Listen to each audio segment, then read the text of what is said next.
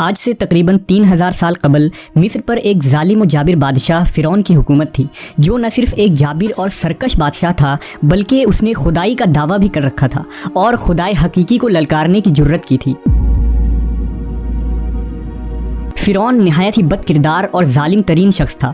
فرعون نے اپنی رعایا کو حکم دیا تھا کہ وہ اس کے آگے سجدہ کرے، اور جو کوئی بھی اسے سجدہ کرنے سے انکار کرتا وہ اس پر ظلم کے پہاڑ ڈھا دیتا، یہاں تک کہ اسے قتل کروا دیتا۔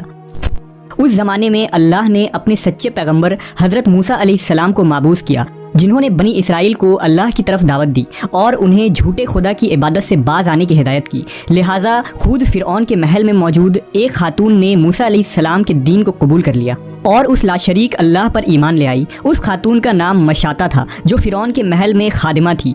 فرعون نے اسے اپنی بیٹی کی خدمت اور کام کاج کرنے پر مامور کیا تھا۔ ایک دن کا واقعہ ہے کہ وہ خادمہ فرعون کی بیٹی کے بالوں میں کنگھی کر رہی تھی۔ کنگھی کرتے ہوئے اس کے ہاتھوں سے اتفاقاً کنگھی گر پڑی۔ وہ اٹھانے لگی تو اس کی زبان سے بے ساختہ بسم اللہ نکل گیا۔ اس پر شہزادی نے کہا کہ تو نے آج عجیب کلمہ بولا، رب تو میرے باپ فرعون ہی ہے، تو پھر تم نے یہ کس کا نام لیا ہے؟ اس نے جواب دیا، فرعون رب نہیں بلکہ رب وہ اللہ ہے جو مجھے اور تجھے اور خود فرعون کو روزی دیتا ہے۔ شہزادی نے کہا، اچھا تو کیا تو میرے باپ کے سوا کسی اور کو اپنا رب مانتی ہے؟ اس نے جواب دیا، ہاں، میرا، تیرا اور تیرے باپ سب کا رب اللہ ہی ہے۔ شہزادی نے اس بات کی اطلاع اپنے باپ کو دے دی۔ وہ نہایت ہی غضبناک ہوا اور اس نے اس باندی کو اپنے دربار میں بلایا۔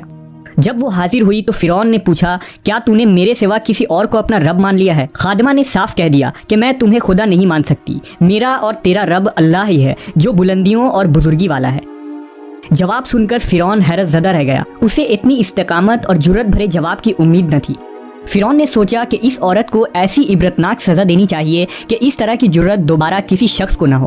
اسے پتا تھا کہ یہ عورت اپنے بچوں سے بے انتہا محبت رکھتی ہے، لہٰذا فرعون نے خادمہ کے بچوں کو اس دربار میں لانے کا حکم دیا۔ پھر فرعون نے سپاہیوں کو حکم دیا کہ ایک بڑی دیگ میں تیل کھولایا جائے۔ جب یہ دیگ خوب تپ گئی تو فرعون نے حکم دیا کہ اس عورت کے تمام بچوں کو ایک ایک کر کے اس کھولتی ہوئی تیل میں ڈال دیا جائے۔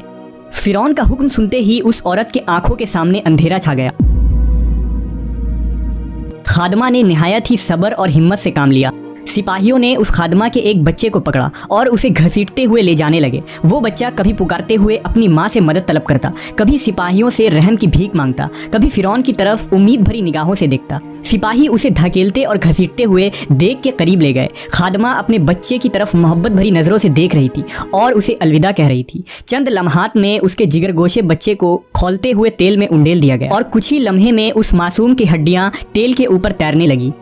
فرعون نے خادمہ کی طرف دیکھا اور کہا، اب اس نادیدہ خدا کو چھوڑ دو اور مجھے رب مان لو۔ خاتون نے دلیرانہ نظروں سے فرعون کی طرف دیکھا اور اسے خدا تسلیم کرنے سے انکار کر دیا۔ فرعون اس ثابت قدمی اور ہمت کو دیکھ کر دنگ رہ گیا۔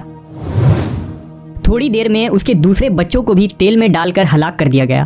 اب سپاہی اس خاتون کے سب سے چھوٹے بچے کی طرف بڑھے جو شیرخوار اور معصوم تھا۔ جب سپاہیوں نے اس بچے کو چھینا تو بچے نے زور سے چیخ ماری۔ ماں کا کلیجہ منہ کو آ گیا اور اسے ضبط نہ رہا۔ وہ زمین پر گر پڑی اور زاروں قطار رونے لگی۔ وہ عظمت والا لاشریک خدا اس عورت پر گزرنے والی قیامت سے خوب واقف تھا، لہٰذا اللہ کی طرف سے ایک معجزہ ظاہر ہوا۔ وہ شیرخوار بچہ جو ابھی بول بھی نہ سکتا تھا، اس کی زبان میں بولنے کی قوت آ گئی۔ بھری دربار میں بچہ بول اٹھا، اے میری ماں، تو حق پر ہے، بے شک دنیا کی سزا آخرت کے عذاب کے مقابلے میں بہت ہلکی ہے۔ فرعون کے دربار میں موجود لوگ اس بچے کی آواز سن کر حیرت زدہ رہ گئے، لیکن ان کے دلوں پر لگے کفر کے تالے پھر بھی نہ کھلے۔ کچھ ہی دیر میں اس بچے کو بھی دیگ میں ڈال دیا گیا اور یہ بے خطا معصوم موت کے آغوش میں چلا گیا۔ اپنے تمام بچوں کو اپنی آنکھوں کے سامنے فرعون کے ظلم کے بھیٹ چڑھتے ہوئے دیکھنے کے بعد اس خادمہ کا دل پھٹ پڑا تھا۔ اگر وہ چاہتی تو اپنے معصوم بچوں کو اس دردناک موت سے بچا سکتی تھی۔ اسے صرف ایک کلمہ کفر پڑھنا تھا، مگر یہ فقط جان بچانے کا ایک بہانہ ہوتا۔ مگر اسے یقین تھا کہ اس کے رب کے پاس اس کے لیے جو کچھ ہے وہ اس ختم ہو جانے والی دنیا سے کئی زیادہ ہے۔ اب سپاہیوں نے اس خادمہ کو پکڑا اور دھکیل کر اس دیگ کے پاس لے گئے۔ خادمہ کے ذہن میں ایک بات آئی۔ اس نے فرعون کی طرف دیکھ کر کہا، رکو، میری ایک درخواست ہے۔ یہ سن کر فرعون کو کچھ امید پیدا ہو گئی۔ فرعون نے کہا، ہاں بتاؤ، کیا خواہش ہے؟ عورت نے کہا، تم میری اور میرے بچوں کی ہڈیاں ایک ساتھ جمع کر کے ایک جگہ دفن کر دینا۔ پھر اس نے اپنی آنکھیں بند کر لی اور اسے بھی دیگ میں پھینک دیا گیا۔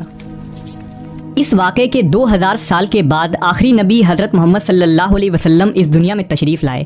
آپ کو ایک رات معراج کے سفر پر لے جایا گیا۔ معراج کی رات جب نبی صلی اللہ علیہ وسلم براق پر سوار ہو کر بیت المقدس پہنچے تو آپ کو مصر کی طرف سے ایک خوشبو آنے لگی۔ حضور نے جبرائیل سے پوچھا، اے جبرائیل، یہ کتنی اچھی خوشبو آ رہی ہے، یہ خوشبو کیسی ہے؟ جبرائیل امین نے عرض کی، یا رسول اللہ، فرعون کی ایک باندی تھی جس نے ایمان کے خاطر اپنے اور اپنے بچوں کے جانوں کا سودا کیا تھا۔ اس کے اور اس کے بچوں کے ہڈیوں کو جہاں دفن کیا گیا تھا، جس دن انہیں دفن کیا گیا اس دن سے لے کر آج تک یہ خوشبو آ رہی ہے اور یہ قیامت تک آتی رہے گی۔